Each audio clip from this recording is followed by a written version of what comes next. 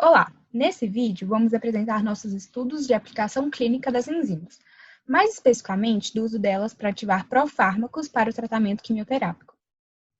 Nossos objetivos são entender o sistema ADEPT, entender o sistema PDE-PT, compreender a ação e a importância das enzimas para esses processos e salientar as dificuldades desses sistemas.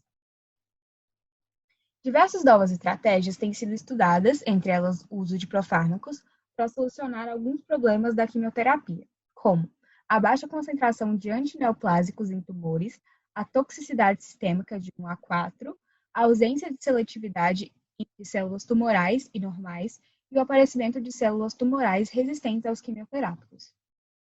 Os profármacos podem ser definidos como formas de transporte inativo que liberam o princípio ativo no local de ação ou próximo dele, sendo obtidos através de processos de modificação molecular denominado latenciação.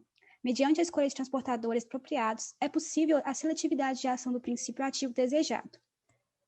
Baseado neste princípio, foram desenvolvidos vários sistemas como o ADEPT e o PDE-PT.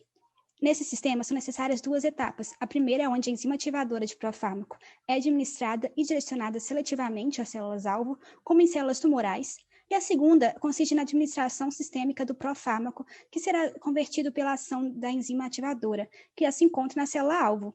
Atualmente, as estratégias utilizando enzimas ativadoras de profármacos são divididas em duas classes. Uma em que a ação de enzima ativa na superfície dos tecidos-alvo é mediada por um anticorpo monoclonal, como o ADEPT, ou por um polímero com o PDE-PT, e outra em que a ação de um gene codifica a transcrição de uma enzima dentro de células-alvo, como o GDE-PT, ou VDE-PT, ou GPAT. A vantagem dessas estratégias é que a enzima pode converter inúmeras moléculas de profármaco em moléculas de fármaco ativo, pois uma enzima pode catalisar a reação de 1000 moléculas de fármaco ativo por minuto, aumentando assim a concentração de fármaco ativo em células-alvo. A enzima ideal deve ser facilmente acessível e realizar a conversão com alta atividade catalítica a 37 graus Celsius, em pH próximo ao neutro por uma reação não reversível, e possuir expressão suficiente nas células-alvo. Ela não deve estar presente em tecidos humanos, ou, se estiver, deve ser expressa somente em baixas concentrações nos demais tecidos, pois pode promover a ativação do profármaco em outros tecidos, causando intensa toxicidade. Porém, se uma enzima não humana for utilizada, pode ocorrer o risco de reações de hipersensibilidade induzida pelo sistema imune, devido à presença de um corpo estranho. A terapia ADEPT é uma estratégia de 2 passos, na qual o primeiro consiste na administração de anticorpo monoclonal, com afinidade para antígenos específicos de células-alvo, conjugado com uma enzima que tem a função de converter um profármaco inativo em fármaco ativo. O segundo passo consiste na administração de um profármaco que contém um substrato da enzima ligado covalentemente à sua estrutura. A enzima promoverá a catálise da reação de liberação do fármaco ativo seletivamente na célula-alvo. Ademais, é necessário um intervalo de tempo entre os passos, pois os conjugados anticorpo-enzima que não se ligaram às células-alvo devem ser eliminados da corrente sanguínea antes da administração do profármaco. Entretanto, alguns instrumentos podem ser usados para encurtar o tempo de espera, por exemplo, o uso de um segundo anticorpo, que possui maior afinidade com o sítio ativo da enzima, inativando o conjugado que ainda permanece na circulação. Os primeiros sistemas que utilizavam anticorpos eram constituídos de conjugados para a terapia em uma única etapa, acoplando-se um anticorpo diretamente ao fármaco.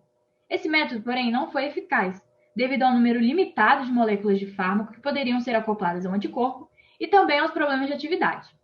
A maior vantagem do sistema ADEPT em relação ao sistema de anticorpo ligado diretamente a fármacos é que, nesse último, apenas um número limitado de moléculas que estão acopladas ao anticorpo pode chegar ao alvo, enquanto que no ADEPT, a enzima acoplada ao anticorpo monoclonal pode converter inúmeros profármacos em fármacos ativos.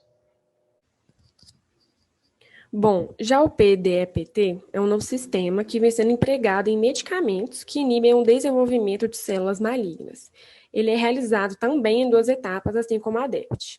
A diferença entre ele e o ADEPT é a utilização de um profármaco polimérico e um conjunto polímero-enzima para gerar, de forma mais rápida, mais específica, um fármaco tóxico para células tumorais.